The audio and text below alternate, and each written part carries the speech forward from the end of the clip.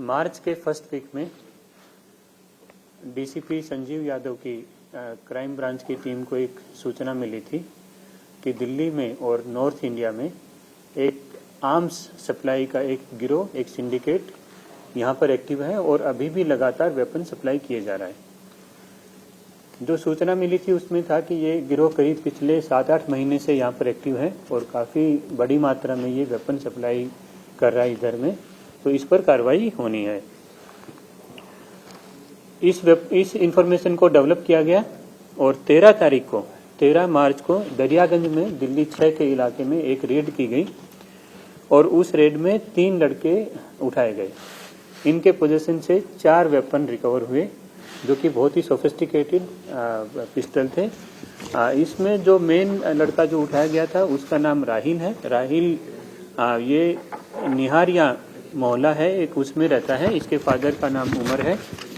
इसको उठाया गया। इसके पोजीशन से 4 वेपन मिले और इसके 2 कजन ब्रदर्स भी इसके साथ में थे जो इस काम में कॉम्प्लिसिट थे, उनको भी गिरफ्तार किया गया।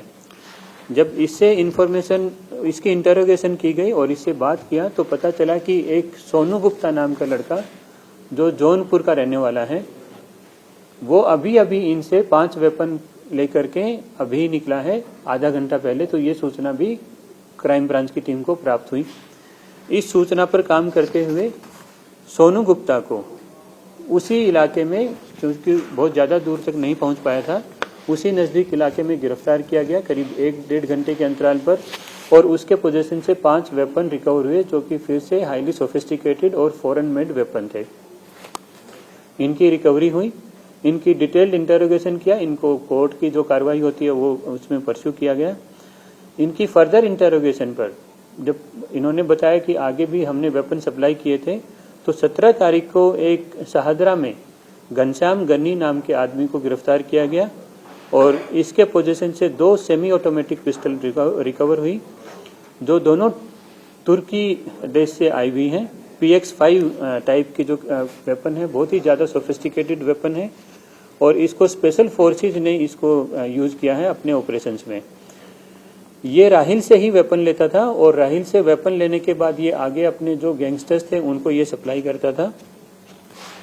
घनश्याम और राहिल से जब आगे पूछताछ की गई तो 19 तारीख को एक रेड किया गया। ये अंबेडकर बस्ती नॉर्थ ईस्ट में, वहां से वसीम मलिक नाम के एक आदमी को गिरफ्तार किया गया और उसके पोजीशन से 3 सेमी ऑटोमेटिक वेपन जो ब्रेटा मेड की है, मेड इन इटली है, ये रिकवर की गई और इससे 27 कार्ट्रिज भी इससे रिकवर किए गए। इनकी डिटेल्ड इंटरोगेशन चलती हुई उसमें 20 तारीख को जब आगे की कार्रवाई की गई तो 20 तारीख को निशांत अरोड़ा नाम का एक BC है जो कि कृष्णा नगर का BC है, उस पर कई सारे मुकदमे हैं और आर्म सप्लाई के ही ज़्यादातर उस पर मुकदमे हैं। तो निशांत अरोड़ा इलियास नोनी को उठाया गया और इसके पोजीशन से 2 सेमी ऑटोमेटिक पिस्टल जिसमें ब्रेटा मेड की पिस्टल है ये और 11 लाइव कार्ट्रिज इससे रिकवर हुए।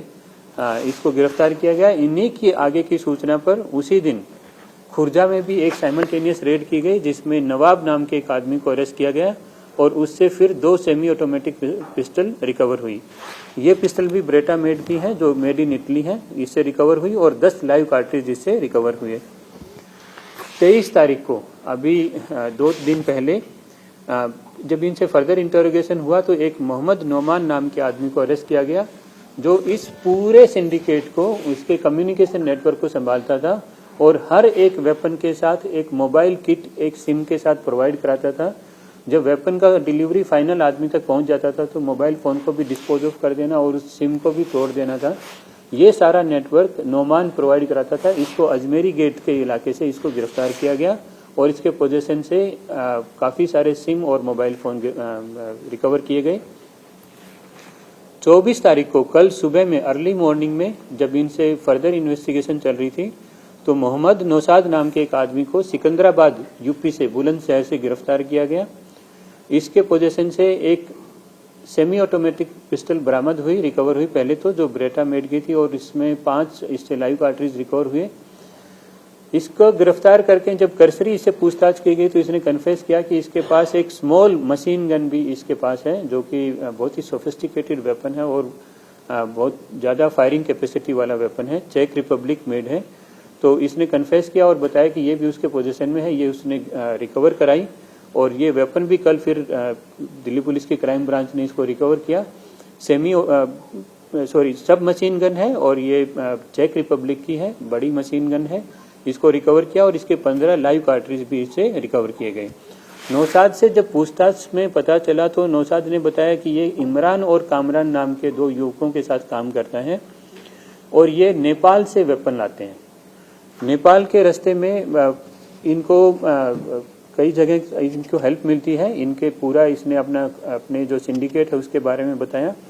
ये भी मोटे तौर पर यदि मैं कहूं तो मोहम्मद नौशाद और इमरान कामरान ये एक बड़े गिरोह के एक सरगना के कंडक्टर्स हैं जो नेपाल से वेपन प्रोक्योर करते हैं और आगे नेपाल से वेपन प्रोक्योर करने के बाद विभिन्न गैंग को यहाँ पर दिल्ली में ये वेपन सप्लाई करते हैं। और इसी में राहिल जो सबसे पहले जो लड़का पकड़ा था उस राहिल को भी सप्लाई मोहम्मद नौशाद ने किया था। नौशाद की अभी इंटरोगेशन चल रही है तो इसने बताया कि नौशाद की जो हेल्प करता है मेन वो शहबाज अंसारी नाम का एक आदमी है, एक क्रिमिनल है जो कि 2022 में एनआईए ने इसको गिरफ्तार किया था आर्म्स ट्रैफिकिंग के केस में ही। ये जो सिद्धू मूसेवाला एक प्रोमिनेंट सिंगर थे पंजाब में, उसके मर्डर केस में जो वेपन सप्लाई किया था उस केस में शहबाज अंसारी को एनआईए ने भी गिरफ्तार किया था और ये खुर्जा का रहने वाला है। 2025 में ये बेल आउट हुआ है और बेल आउट होने के बाद इसकी अभी करंट लोकेशन जो है वो अपने पड़ोसी देश में एक जगह बताई गई है जिस पर अभी सुरक्षा एजेंसी भी काम कर रही है और इसकी गिरफ्तारी के लिए भी काफ़ी कोशिश की जा रही है कि इसको गिरफ्तार किया जाए। शहबाज अंसारी 2025 से है बाहर है अपने देश से अभी और इसका अपने चाचा के साथ जिसका नाम राहिल अंसारी है उसके साथ ये रेहान अंसारी है उसके साथ ये एब्सकॉन्ड किए हुए हैं। इस पर अभी आगे की तफ्तीश है। इस पूरे सिंडिकेट में अभी तक 10 लोगों की गिरफ्तारी हो चुकी है और 21 वेपन इनसे रिकवर हो गए हैं टोटल।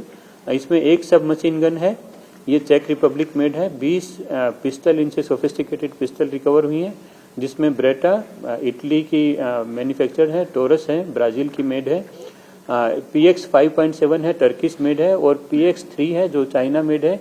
विभिन्न प्रकार की इनसे पिस्टल रिकवर हुई हैं अभी तक। 200 के आसपास लाइव कार्ट्रिज रिकवर हुए हैं और 10 मोबाइल फ़ोन इनसे अभी तक रिकवर हो गए हैं।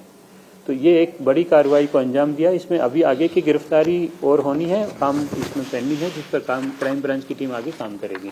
धन्यवाद।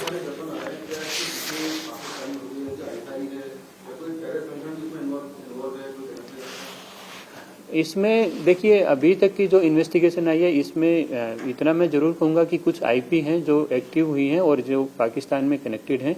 इस पर आगे की कार्रवाई अभी चल रही है, आगे की इन्वेस्टिगेशन चल रही है इसमें। और इसमें जो शहबाज अंसारी है और इस अपने चाचा के साथ जो बाहर बैठा हुआ है ये भी बाहर किसी मुल्क में बैठा हुआ है जिस पर अभी आगे की कार्रवाई चल रही है।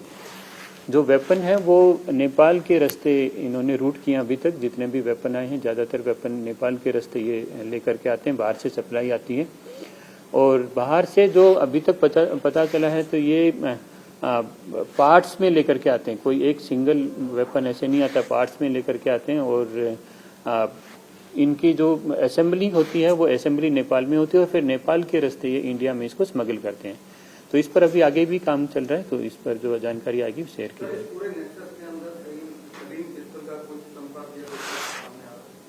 अभी तफ्तीश चल रही है, इस पर अभी नहीं बोल पाएंगे आगे।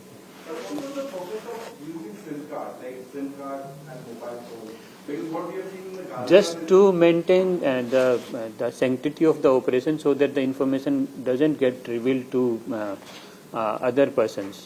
यदि किसी एक आदमी को टारगेट करके एक वेपन की सप्लाई करना है, that ends then and there. दूसरे आदमी को दूसरे वेपन से दूसरे सप्लाई करना है तो maintain the sanctity of the communication and the transaction they are using different SIM and different handsets. That is, we are working on it, and that is part of investigation. Yes.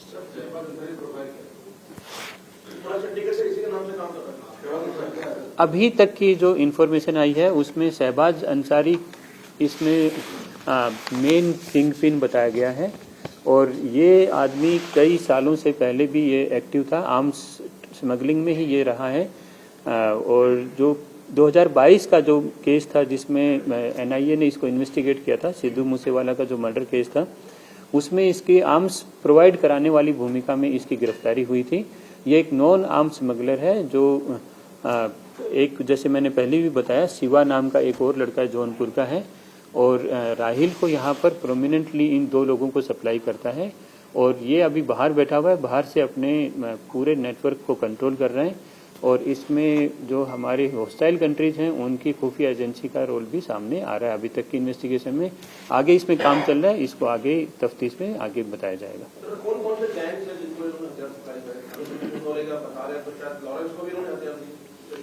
अभी तक की information में ये बात सामने आई है कि इन्होंने लॉरेंस गैंग को भी सप्लाई की है।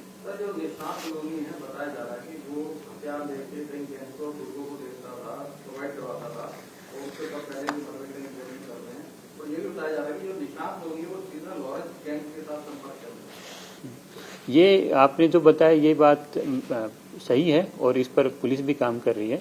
और अभी बहुत सारे और ऐसे ही इससे कनेक्टेड और भी लड़के हैं जिनकी हम सर्च कर रहे हैं, अभी ढूंढ रहे हैं। इसमें करीब 7-8 ऐसे आदमी और अभी शिनाख्त हो गई है, जिनकी आइडेंटिफिकेशन हो गई है, जिनकी गिरफ्तारी अभी पेंडिंग है और भी रिकवरी इसमें संभावित है, लेकिन ज्यादा उस पर अभी नहीं बोल पाएंगे। दिल्ली पुलिस की क्राइम ब्रांच ने एक इंटरनेशनल आर्म्स रैकेट का भांडाफोड़ किया है। कई आरोपियों की गिरफ्तारी की गई है और बेहद ही आधुनिक हथियार, जिसके अंदर एक मशीन गन भी शामिल है, उसको रिकवर किया है। किस तरीके से ये पूरा रैकेट चल रहा था, इस पर बातचीत करने के लिए हमारे साथ क्राइम ब्रांच के जॉइंट सीपी सुरेंद्र जी मौजूद हैं। सर, इंटरनेशनल आर्म्स रैकेट किस तरीके से इंफॉर्मेशन मिली, कितने हथियार गिरफ्तार किए, कैसे ये रैकेट चल रहा था? देखिए, मार्च के महीने में ये सूचना आई थी कि नॉर्थ इंडिया में जितने गैंग सक्रिय हैं उन पर उनको वेपन सप्लाई के लिए एक गिरोह सक्रिय है यहाँ पर। ये गृह मंत्रालय का भी आदेश था कि जितने वेपन सप्लाई के केसेस हैं उनको उनकी तह तक इन्वेस्टिगेशन की जाए।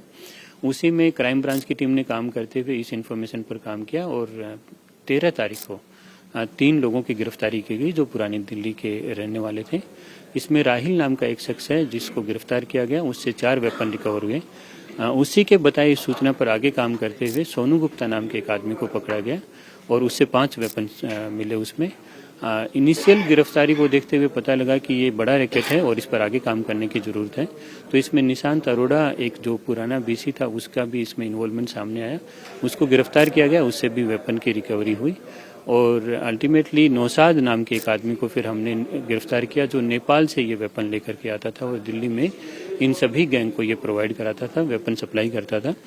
नौशाद की गिरफ्तारी पर पता लगा कि नौशाद एक कंड्यूट है जो शाहबाज अंसारी, मेन इसका जो ऑपरेटर है, वो अभी बांग्लादेश में है। शाहबाज अंसारी की भूमिका सिद्धू मूसेवाला केस में NIA ने एस्टैब्लिश की थी, उसको गिरफ्तार किया गया था। पिछले साल ये बेल पर, इंटरिम बेल पर बाहर आया, इसको वापस जेल जाने का इसका आदेश था। इसने बेल को जंप किया, प्रावधान को जंप किया और ये अभी एब्सकॉन्ड कर रहा है। इसके चाचा की लोकेशन भी वहीं पाई गई है जिस पर आगे दिल्ली पुलिस काम कर रही है। इसमें एक मशीन गन नौशाद से रिकवर हुई थी जो नौशाद नेपाल से लेकर के आया था और अभी 4-5 जगहों पर और भी छापेमारी चल रही है लगातार, उसमें जो भी रिकवरी होगी वो बताई जाएगी। सर, एक नौशाद से मशीन गन बरामद हुई है और ये कहाँ की बनी हुई मशीन गन है? इसके अलावा जो और भी हथियार मिले हैं, कौन कौन सी कंट्री मेड ये हथियार है? नौशाद से जो मशीन गन है ये चेक रिपब्लिक मेड है, नेपाल के रास्ते ये इंडिया में यहाँ पर पहुंची है। इसके अलावा ब्रेटा पिस्टल है, PX5 है, 5.7 है, PX3 वेपन है। ये बहुत सोफिस्टिकेटेड वेपन है जो स्पेशल फोर्सेज इनको यूज करती रही हैं। ये सामान्यतः क्रिमिनल्स के पास नहीं पाई गई अभी तक, लेकिन ये बड़ा नेटवर्क था, भंडाफोड़ किया, आगे भी इस पर काम करेंगे। सर, शहबाज जो है वो अभी बांग्लादेश में है, सिद्धू मूसेवाला के शूटर्स को भी उसने हथियार प्रोवाइड करवाए थे, NIA ने अरेस्ट किया। इतने सोफिस्टिकेटेड हथियार मिलना, सारी अलग अलग देशों की पिस्टल्स मिली हैं, मशीन गन मिली है, इनका मकसद क्या था? जो इनिशियल आपने पूछताछ की है, कोई बड़ा प्लान कर रहे थे मशीन गन के जरिए? कोई गैंगस्टर्स को, लॉरेंस के गैंगस्टर्स को भी क्या ये हथियार सप्लाई करते थे? ये जो निशांत अरोड़ा जो नाम का शख्स जिसको गिरफ्तार किया है, ये BC रहा है, कृष्णानगर का BC है और ये विभिन्न गैंग के संपर्क में है। ये लॉरेंस बिश्नोई गैंग के संपर्क में भी है। वेपन की सप्लाई मूलतः है इनका मेन पेशा है, उसी में ये एंगेज रहते हैं और उसी को बड़े ही सोफिस्टिकेटेड तरीके से इन्होंने चलाया है। हर वेपन की सप्लाई के लिए एक मोबाइल फ़ोन अलग से यूज़ करते थे, उसका एक सिम अलग से मेंटेन करते थे। सप्लाई पूरी होने पर सिम को भी तोड़ दिया जाता है, फ़ोन को भी हटा दिया जाता है। तो इस सप्लाई चेन को इंटैक्ट रखना इनका मुख्य उद्देश्य था। इस पर आगे भी दिल्ली पुलिस की टीम काम कर रही है। आखिरी सवाल इसके अंदर, क्योंकि बांग्लादेश में है एक अभी शख्स जिसको आप वापस लाने की कोशिश करेंगे, पाकिस्तान से क्या कनेक्शन आया है? पाकिस्तान से भी बॉर्डर के रास्ते, पंजाब के रास्ते के हथियार आ रहे थे, पाकिस्तान में भी इनके कुछ लोग बैठे हुए हैं, और मोटिव क्या था? इतने सारे हथियार, कुछ बड़ा प्लान कर रहे थे, कोई गैंग वॉर होने वाली थी, मशीन गन का क्या करने वाले थे, जो भी शुरुआती पूछताछ अब तक हुई हो? देखिए, ये अभी गैंगस्टर तो आगे पकड़े जाने इसकी कंटिन्यूएशन में, लेकिन ये बात है कि जो मार्च के पहले सप्ताह में जो इन्फॉर्मेशन आई थी उसमें था कि ये वेपन्स ड्रॉप होने थे, ड्रोन से ही ड्रॉप होने थे ये पाकिस्तान से, लेकिन वो शायद कहीं पर मटेरियलाइज नहीं हो पाया, और फिर ये एक गल्फ कंट्रीज में एक देश के जरिए होते हुए इन वेपन्स को नेपाल पहुंचा गया, और नेपाल से ये वेपन फिर इंडिया में स्मगल हुए हैं। और जैसे ही यहाँ पर स्मगलिंग की इन्फॉर्मेशन हमें मिली, इस पर तत्परता से काम किया गया और इनको अरेस्ट किया गया, और अभी थोड़े से अरेस्ट पेंडिंग है, 4-5 आदमी के अरेस्ट पेंडिंग है, इस पर काम किया जाएगा आगे। बहुत शुक्रिया सर हमसे बातचीत करने के लिए। सुरेंद्र जी हैं जॉइंट सीपी क्राइम ब्रांच के। अभी इसमें कुछ और गिरफ्तारियां बाकी हैं। मार्च के पहले हफ्ते में पाकिस्तान से ड्रोन के जरिए इन हथियारों को आना था, लेकिन उसके बाद गल्फ कंट्री होते हुए नेपाल के रास्ते इन हथियारों को दिल्ली पहुंचाया गया। क्या मकसद था, क्या मोटिव था, इसको लेकर क्राइम ब्रांच लगातार तफ्तीश कर रही है। कैमरामैन राजेश्वर गुप्ता के साथ अभय पराशर, इंडिया टीवी, दिल्ली।